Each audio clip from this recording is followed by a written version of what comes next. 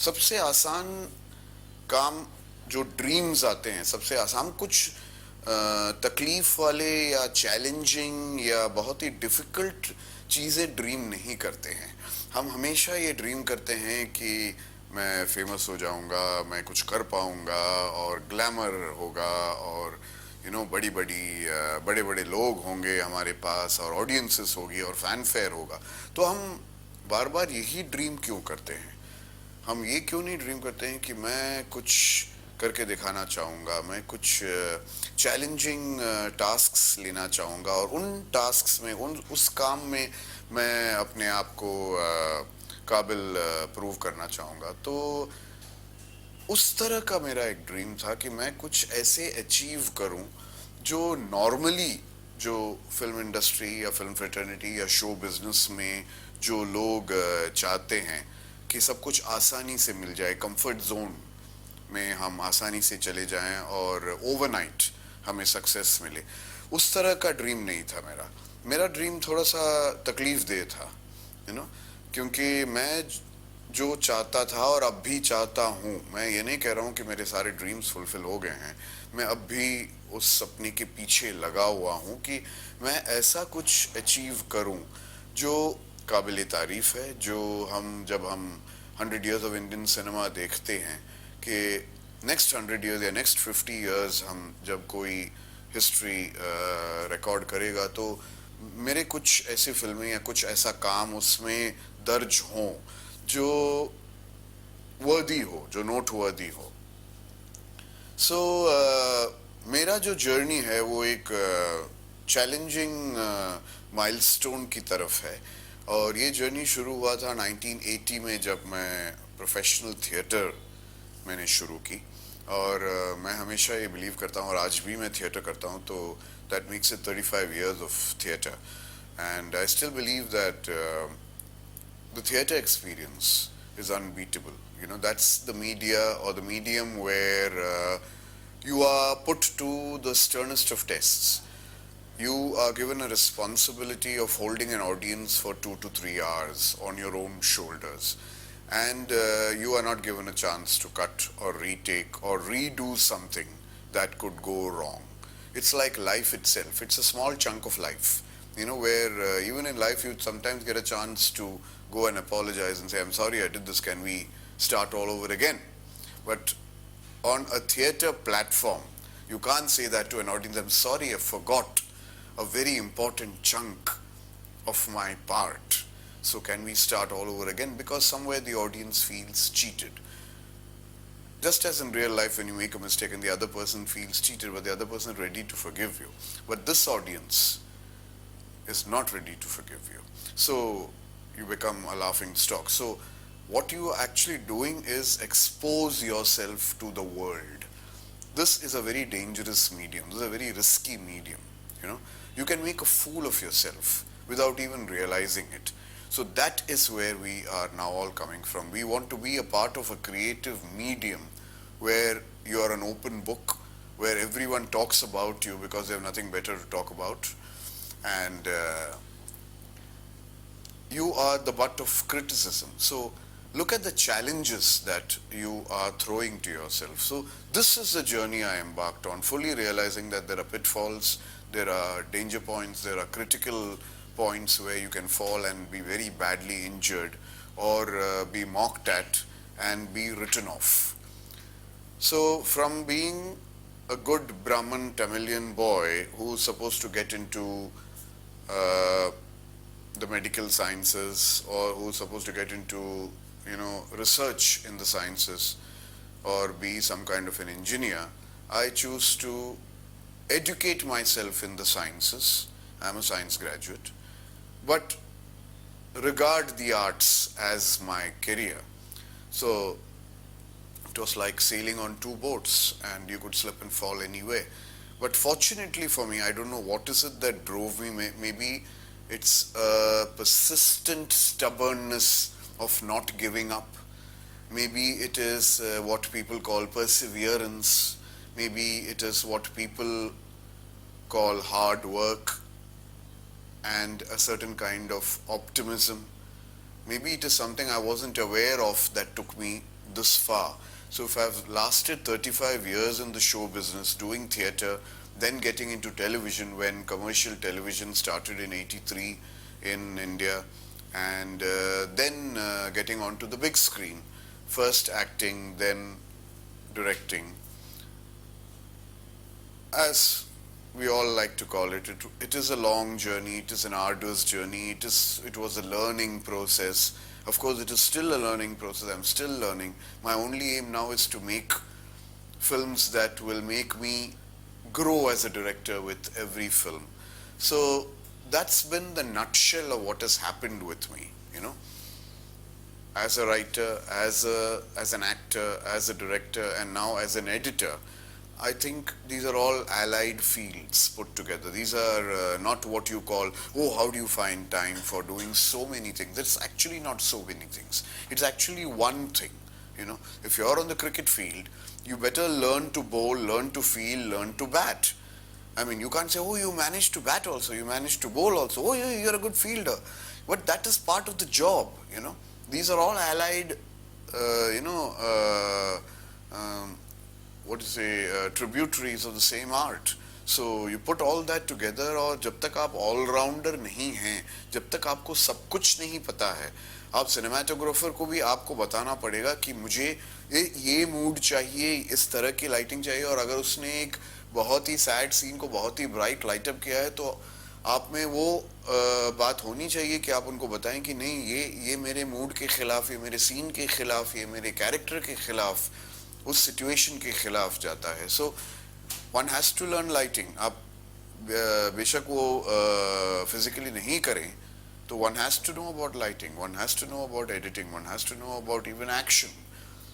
वरना action director के पास अगर आप जाएंगे तो he will have a field day, you know, shooting a car chase, और आपकी फिल्म में वो शायद 2 मिनट के लिए भी नहीं रहेगा, लेकिन वो 20 दिन के लिए शूट करके देगा आपको. So unless you know every facet of filmmaking, you cannot really make a film.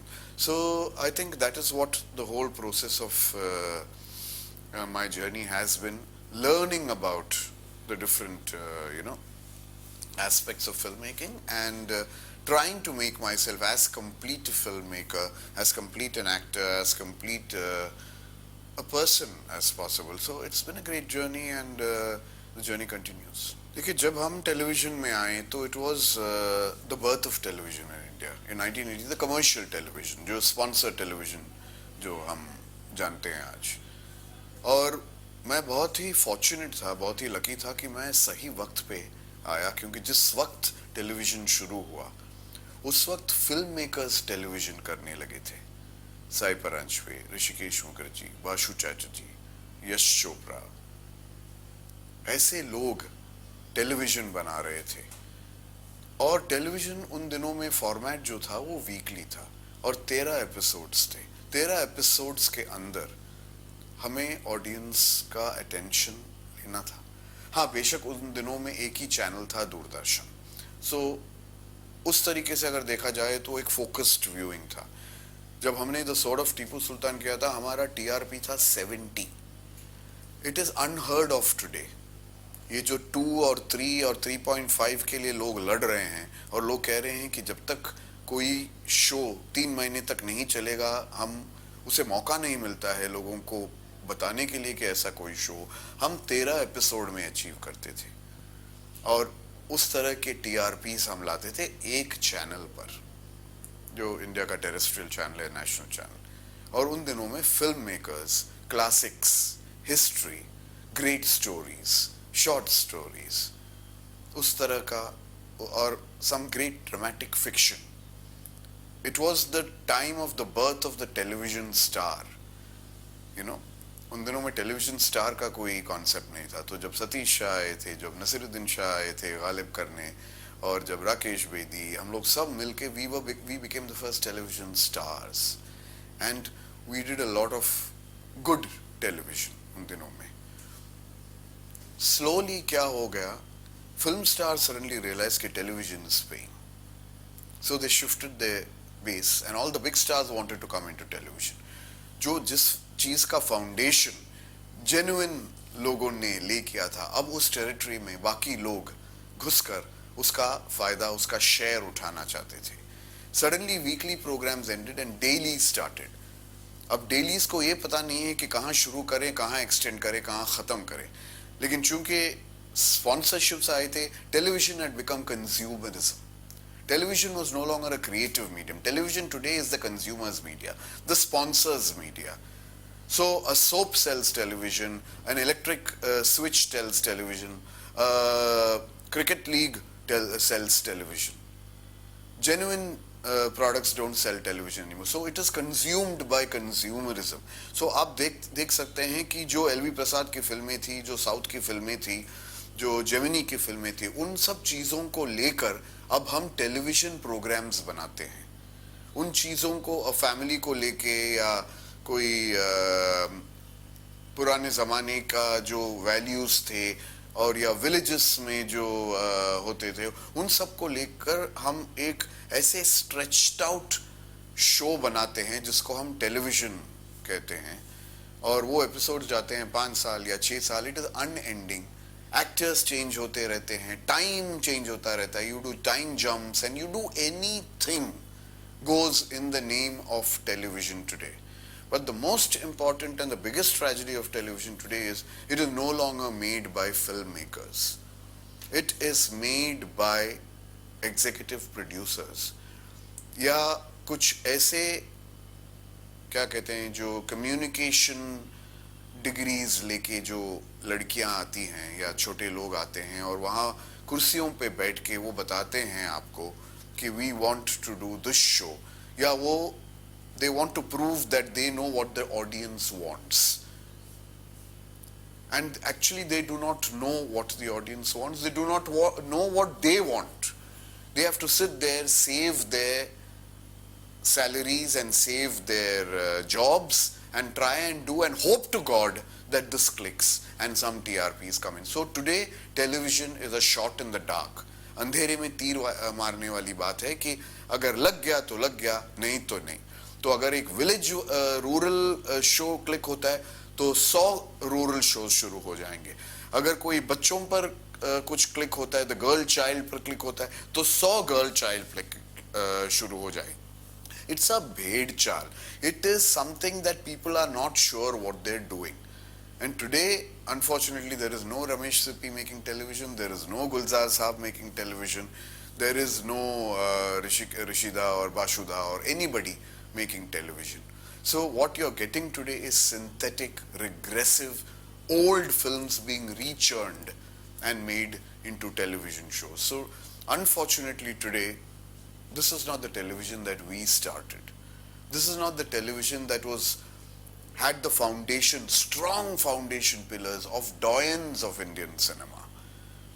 This has been handed over to a generation that does not know the medium, but is growing in money power, it is growing in reach, it's growing in everything. So artificially, we have created a market where we say that television has grown and become big and there is so much money on television. There may be money on television, there is no creativity left. I have seen the rise of television with all the classics, और उस वक्त हम ये सोच रहे थे कि हम क्या बना रहे हैं. 20 साल बाद लोग हम पर हंसेंगे, 20 साल बाद लोग कहेंगे कि कोई टेक्निक नहीं था, कोई सोच नहीं था, कोई कलर नहीं था, कुछ नहीं था इनमें. लेकिन 20 साल बाद हम एक्चुअली ये देख रहे हैं कि कितना मैटर था, कितना सब्सटेंस था और कितना जेन्युइनिटी और ऑनेस्टी था उन टेलीविजन शोज में, जो हमें आज नहीं मिल रहा है. So that is the tragedy, the rise and fall of Indian television today is become a reality show that is scripted. It's become a reality show that is all false.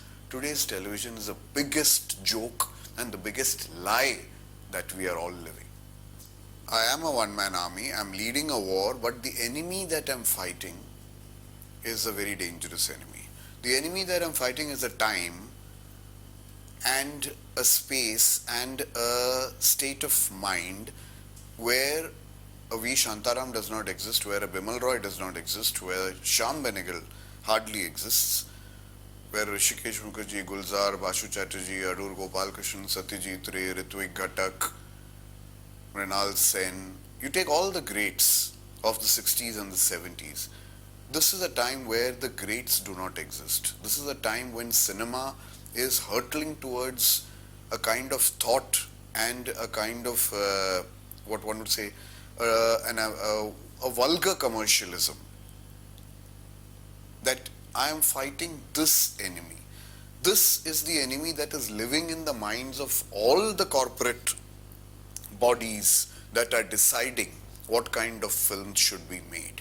So how much can a one-man army fight this and still live to tell the tale? So I'm injured, I'm wounded, I'm bleeding, but I'm not dying. I'm still standing and fighting this. What is it that gives me the strength to fight? I don't know. I'm grateful.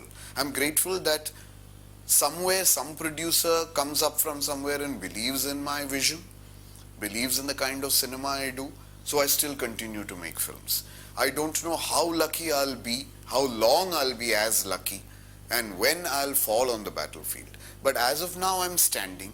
As of now, I'm trying to give my vision a reality on screen, because the kind of cinema that I've been brought upon, I have not gone to any film institute, I have not gone worked as an assistant director with anybody, but I've observed a lot and I've learnt on the job.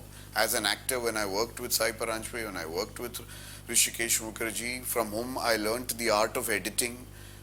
When I worked with people like Gulzar and Sridhar Shirsagar and MS Satyu and Yash Chopra and all these great names, when I worked with these names, I realized what filmmaking was all about. I self-taught myself watching cinema of the world, and that is not Hollywood cinema.